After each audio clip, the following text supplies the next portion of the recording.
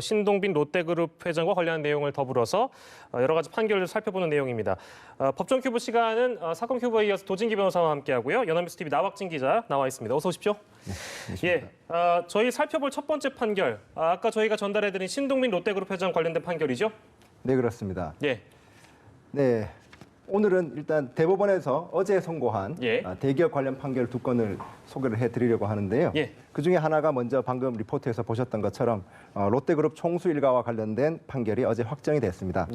보셨다시피 신동빈 롯데그룹 회장이 박근혜 전 대통령에게 면세점 특허를 청탁하는 대가로 비선실세 최순실 씨가 설립한 K스포츠재단에 70억 원을 지급했는데 이 지원과 관련해서 뇌물 공여 혐의로 이제 3년 전에 기소가 됐습니다.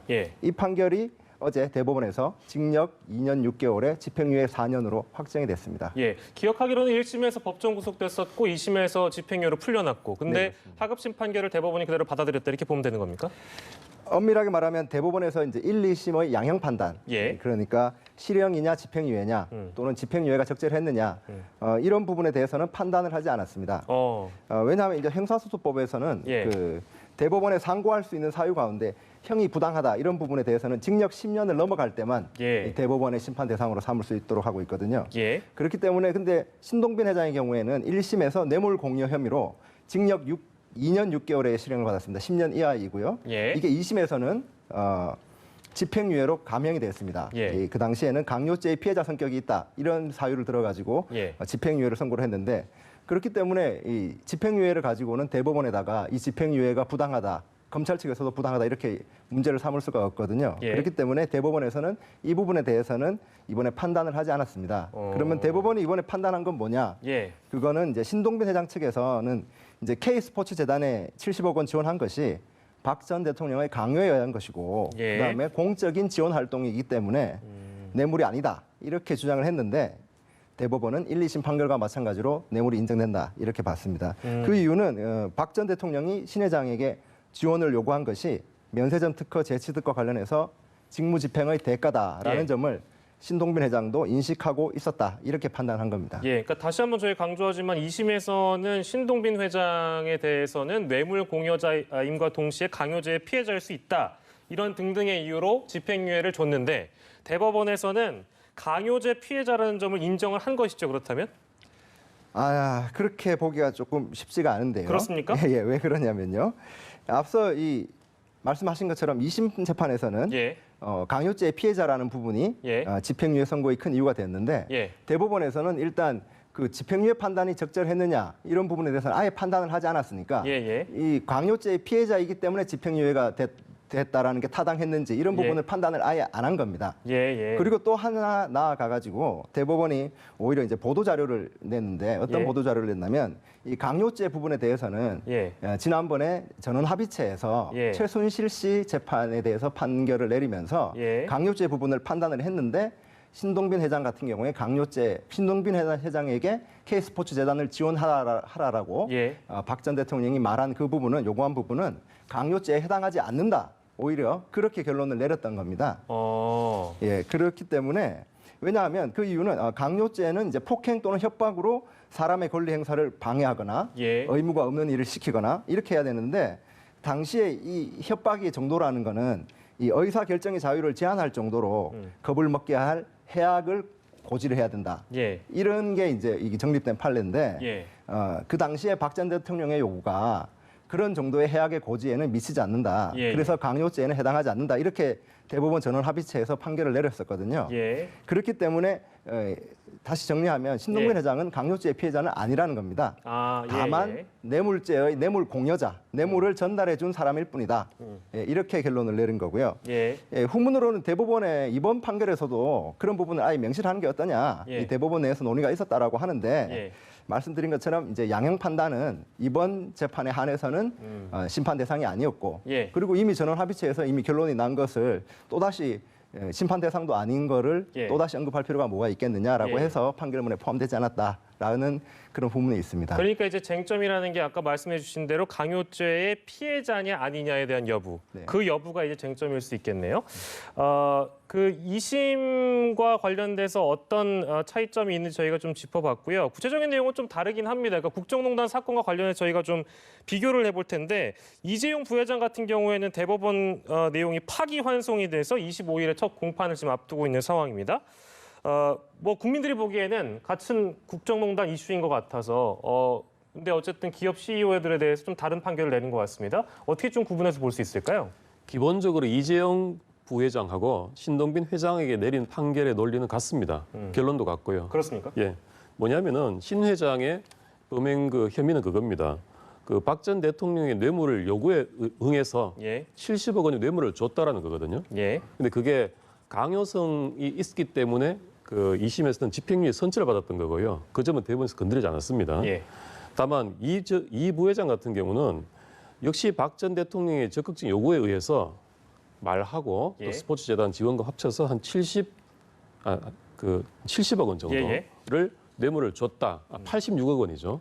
86억 원을 줬다라는 이유로 유죄 판결을 최종적으로 받은 겁니다. 결국 대부분의 결론은 둘 다 대통령의 적극적인 요구에 따라서 약간 겁을 먹었다 하더라도 돈을 줬으면 뇌물 공유로 유죄가 맞다라는 결론을 내린 거기 때문에 두 사람의 결론은 일관되고 같습니다. 다만 뭐가 다르냐? 대부분 판결은 같습니다만 2심이 다른 겁니다.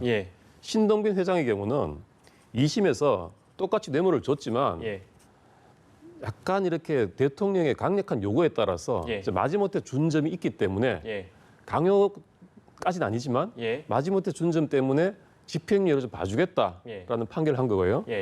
이 부회장 같은 경우는 2심에서 아예 뇌물죄 부분을 무죄를 했었죠. 핵심 부분을. 말 대금 부분 무죄를 했었죠. 근데 대법원에서 그걸 깨면서 유죄 취지를 깨서 돌려보낸 거예요. 그러면 이제 그 남은 것이 앞으로 이재용 부회장 재판에서 어떻게 될 것인가의 문제인데 대법원 판결은 참조되지 않습니다. 왜냐하면 두 결론은 같고 논리도 같습니다. 다만 뭐가 다르냐? 신동빈 이번 그 회장에 대한 판결을 보면요. 70억 원을 줬는데 집행유예를 했어요. 근데 이 부회장 같은 경우는 86억 원을 줬는데 이제 재판을 앞두고 있는 거예요. 그러면 뇌물을 준 성격은 같다고 지금 판단했습니다. 대통령 요구에 따라서 마지못해 준 뇌물. 그런데 한 사람은 70억이고 한 사람은 86억이라는 차이가 있는 것뿐입니다. 그렇다면 이재용 회장은 오히려 신동빈 회장이 2심 재판의 결론에 상당히 좋은 영향을 받을 수 있다는 겁니다. 아, 그렇게 해석이 되는 겁니까? 오, 상당히 좋은 영향을 받을 수도 있다라는 전망을 해주셨고요. 저희가 신격호 총괄회장에 대한 얘기를 저희가 좀 해봐야 될 것 같습니다. 징역 3년의 실형이 확정됐는데 이분이 굉장히 고령이시죠? 97세입니다. 그러면 이게 어떻게 되는 건가요? 이거 실형 살아야 되는 겁니까? 그러니까 지금 징역 3년 실형이 확정됐기 때문에 법적으로 살아야 되는 게 맞습니다. 그럼 다만 100세인데요? 한 가지 어제 신 총괄회장 측에서 집행정지 신청을 했습니다. 형 집행정지. 그리고 검사가 지금 그 신 총괄회장이 있는 호텔로 가서 그 직접 그 몸 상태를 점검을 하고 돌아온 것으로 알려져 있는데요. 이게 형 집행정지가 뭐냐면 형사소송법상에 규정되어 있는 건데요. 또 인권적인 측면에서 또 인도적인 측면에서 만들어진 규정입니다. 뭐냐면 인도적인 차원에서 수용자에게 형의 집행을 계속하는 것이 가혹하다고 보여지는 사유가 있을 때 형의 집행을 정지할 수 있습니다. 그 사유가 첫 번째, 징역의 선고를 받은 자가 심신장애로 의사 능력이 없는 상태에 있을 때 심신장애가 회복될 때까지 형의 집행을 정지한다고 되어 있습니다. 근데 신 회장 현재 치매로 알려져 있죠. 그렇다면 여기에 해당이 될 수 있는 겁니다. 의사 결정에 장애가 있다는 거죠. 그 치매가 회복될 때까지 형의 집행을 정지할 수가 있는 겁니다. 법문상으로는. 두 번째, 또 다른 사유가 형의 집행으로 인하여 현저히 건강을 해하거나 생명을 보존할 수 없을 염려가 있을 때 여기에도 경우에 따라서는 해당된다고 볼 여지가 있습니다. 그다음에 두 번째 뭐냐면 연령 70세 이상일 때. 근데 94세시죠. 그렇죠. 그래서 이런저런 사유를 보면 법문상으로는 형 집행 정지의 결정이 내려질 가능성이 꽤 있어 보이고요. 또 실제로 교도소 안에 90세 이상의 고령 수용자는 거의 없습니다. 그런 점도 고려될 것 같습니다. 예, 다 어떻게 보면 요건을 어느 정도 다 갖춘 상황에서 예, 물론 우리가 재벌이라고 해서 특별 대우할 이유도 없고 그럴 필요도 없는 겁니다만 또 재벌이라고 해서 또 더 가혹하게 해서도 안 되는 거니까요. 같은 기준을 적용할 겁니다. 예, 알겠습니다. 신격호 총괄 회장의 형 집행 문제까지 저희가 좀 짚어봤고요. 자, 그리고 이거 말고 또 있습니다. 이 롯데 면세점 월드타워점의 사업권 유지 여부, 이거에 대한 관심도 좀 이번에 쏠리고 있는데 이번 확정 판결로 인해서 사업권이 취소될 위기에 직면했다. 이건 어떤 얘기인가요, 나 기자? 예, 아까 말씀드렸던 것처럼 이 신동빈 회장이 K스포츠재단에 70억 원을 지원했다.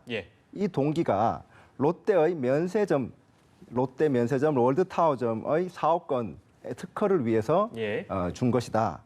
이런 부분에 대해서 대법원이 인정을 한 것이지 않습니까? 네네. 그렇기 때문에 이 관세법에 뭐라고 돼 있냐면 운영인이 거짓이나 부정한 방법으로 특허를 받은 경우 특허를 취소해야 한다. 취소할 수 있다가 아니라 취소해야 한다라고 이렇게 규정이 되어 있는데요. 그렇기 때문에 이 규정 위반이 아닌가, 부정한 방법, 뇌물이 부정한 방법에 해당될 수 있지 않는가라는 문제가 제기가 되는 겁니다. 일단 관세청 측은 대법원 판결문 내용을 면밀하게 검토를 해서 그래서 대응 방안을 정할 수 있을 것 같다. 일단은 그렇게 신중한 태도를 보였고요. 그리고 법률상 면세점의 특허 여부는 관세청 본청이 하는 게 아니라 담당 세관장이 결정하는 사안이다. 그래서 이 취소 여부는 서울 본부 세관장이 법률 검토 등을 거쳐서 결정하게 될 것이다. 이렇게 이제 밝혔는데요. 조문으로 봤을 때는 아까 말씀드렸던 것처럼 롯데가 면세점 특허를 받은 방식이 부정한 방법에 해당하느냐. 그리고 신동빈 회장은 그룹 회장이고 면세점 대표는 아닌데 아까 이 조문에 보면 운영인이 거짓이나 부정한 방법으로라고 돼 있지 않습니까? 네네. 그러면 운영인에 해당할 것인가? 이 두 가지 정도가 이제 문제가 될 것으로 보이고요. 현재 이 월드타워 면세점이 1,500명 정도 직원이 근무한다고 합니다. 그리고 호텔 롯데가 상장을 앞두고 있는데 상장을 위한 기업 가치 산정에도 영향을 이제 미칠 수 있다. 이렇게 이제 보이기 때문에 관세청의 결정에 롯데 측이 주목을 할 것으로 보이고요. 아마 어떤 결정을 하더라도 만약에 실제로 취소했다 이러면 롯데 측에서는 아마 불복 소송을 하지 않을까 그렇게 또 전망이 되기도 합니다. 관세청의 결정을 기다려봐야 되는 상황이네요. 그렇죠. 신동빈 회장이 실제 운영인인지 아니면 이게 지금 면세점 특허를 받은 게 부정한 경우인지 이거 두 가지 요건을 따져서 관세청이 결정을 할 것으로 보이고요.